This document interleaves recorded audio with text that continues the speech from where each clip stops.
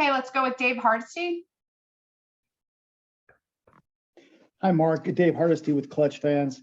I'm curious if you can talk about it, if you did work out for the Houston Rockets and what you think your fit would be like there in Houston.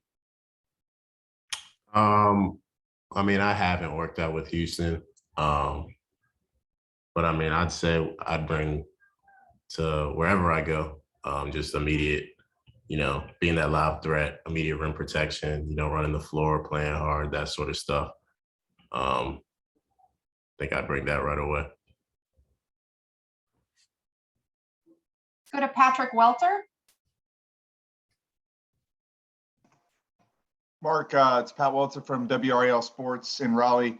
A lot of years, a guy like you, 7-footer, versatile center would be in the conversation for the #1 pick. And you haven't been talked about that way. I mean, do you feel like you're getting enough, I guess, just hype around what you could be in the NBA?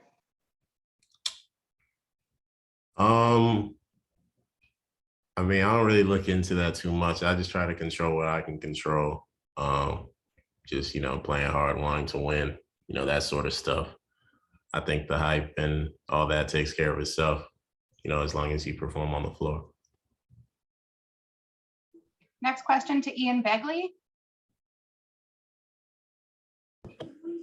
Hey, Mark, thank you for doing this. With the Knicks, that workout, how did that go for you? And how do you envision fitting on that roster that they had? Yeah, my workout went well with the Knicks. It was 1-on-0 or 1-on-1, like whatever you want to call it, but it was just me. Yeah. I mean, it went well. I felt like I went after it. Every drill we did, I thought I did pretty well. And then as far as fit, just the things I bring to a team immediately, like I said, just the guy that's gonna, run the floor, catch lobs, defend, protect the rim, want to win. Ultimately, the biggest things I think I can bring from day one. I mean, I thought it went well. Thank you and good luck. Thank you. Next question to John Fanta. Hey, Mark, John Fanta from Fox Sports. Thanks for taking time with us.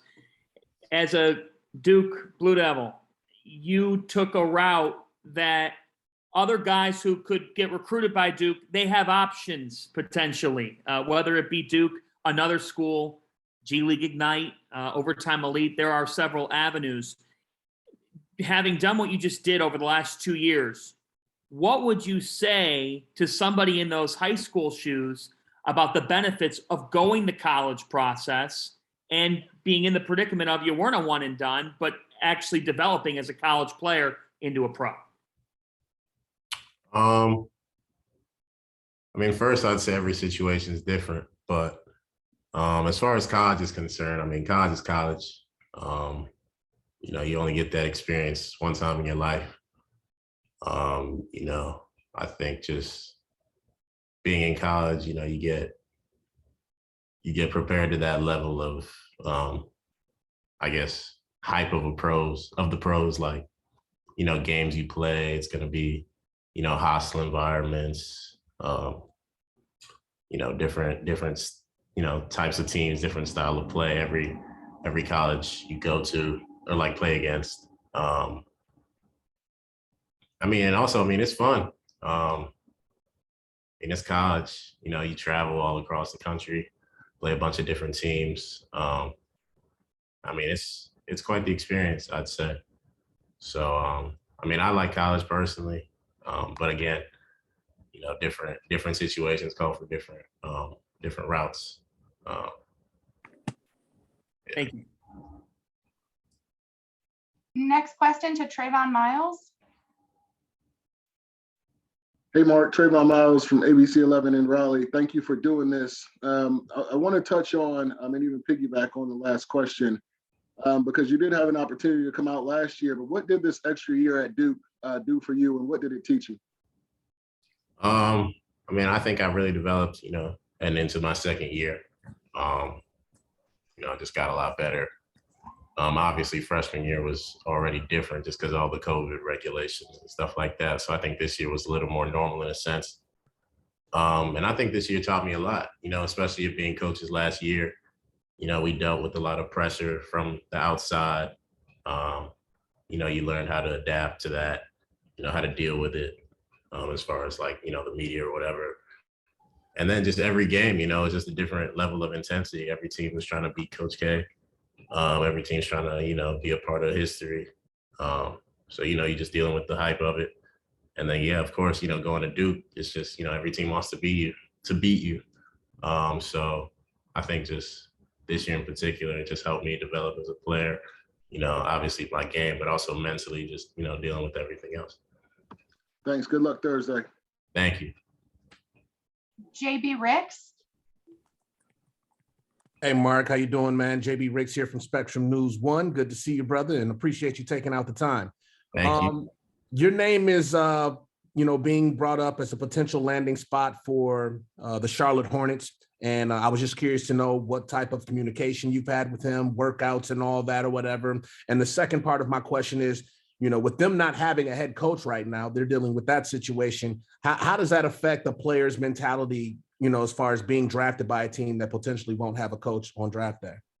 Yeah. I did a 1-on-0 workout with them too. All my workouts I've done have been 1-on-0, but I had a 1-on-0 workout with them. I thought it went well.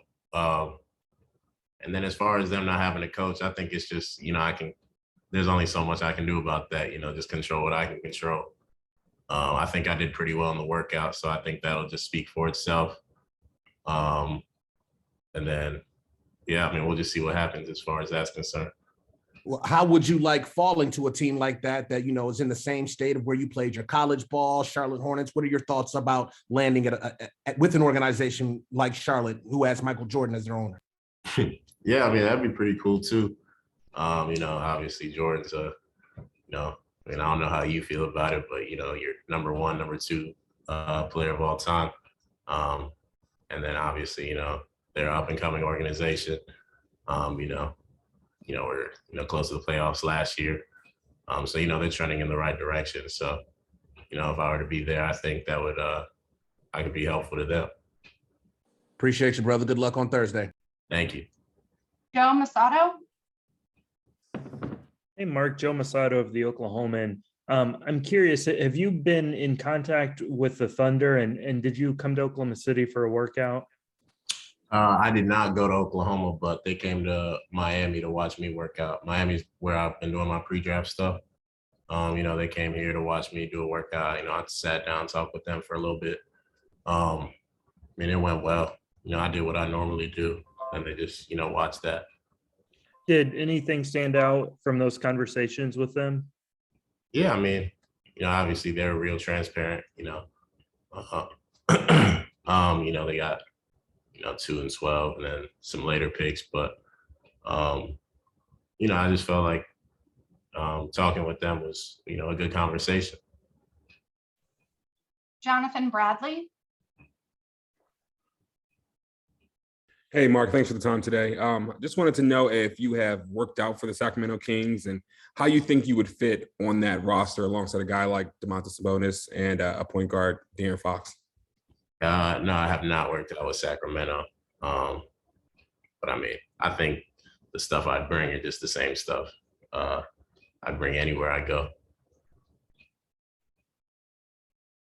Appreciate it. Connor O'Neill. And Mark, Connor O'Neill with Doubles Illustrated. As you've gone through this process for the last 2.5 months, has anything been different than you expected it to be, or has anything kind of stood out to you?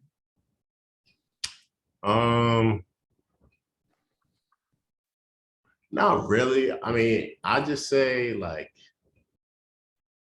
it was just a little surreal, like combine week. I just finally, that was the first time, I was really in front of people since like the NCAA tournament. So just seeing all those, GMs and high, front office guys to watch a pro day was pretty cool. But overall, it hasn't felt any different. I'm just working out, just waiting for Thursday. James Plowright. Hi, Mark. James Plowright from HornetsSI.com. I know you mentioned earlier about kind of being linked to the Charlotte Hornets, and you mentioned you try not to look at those things, but is it been kind of hard not to look at mock drafts and other things? And have you had people around the Duke campus, saying that they need you in Charlotte in North Carolina at all? Yeah, I mean, people that are, everybody's that's a fan of whatever team they support always want me in their city. So, I mean, I've heard people wanting me in Charlotte. I just try to control what I can control. We'll see where I land Thursday, but I definitely wouldn't be opposed to it. Thank you. Ryan Kalbrowski. I am also asking about the Hornets. I appreciate your time today, Mark.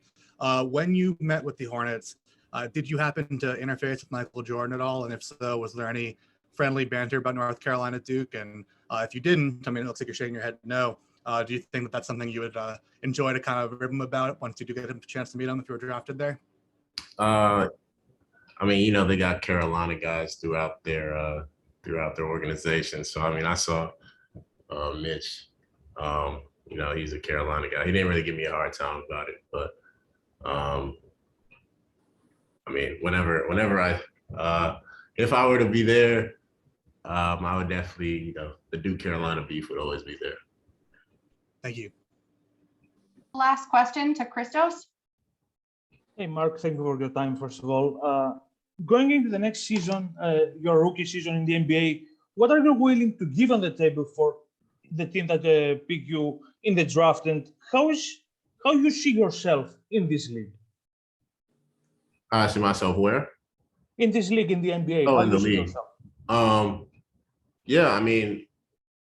Just somebody that's going to work hard, someone that's going to continue to develop. Like I said, I think right away I just bring, being that loud threat, protecting the rim on the defensive end, just wanting to win. But, obviously as a player, I think I just want to develop, just want to help the team any way I can and obviously win.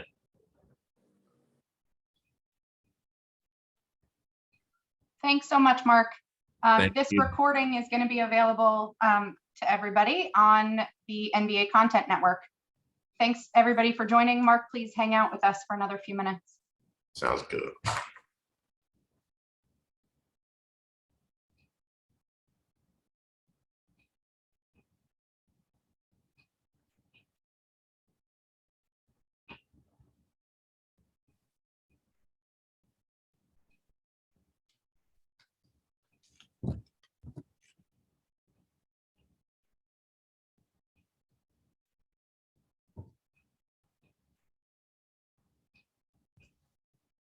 Hey, Mark, this is Fran Frischeller from ESPN, and we're doing this for Sirius XM NBA Radio.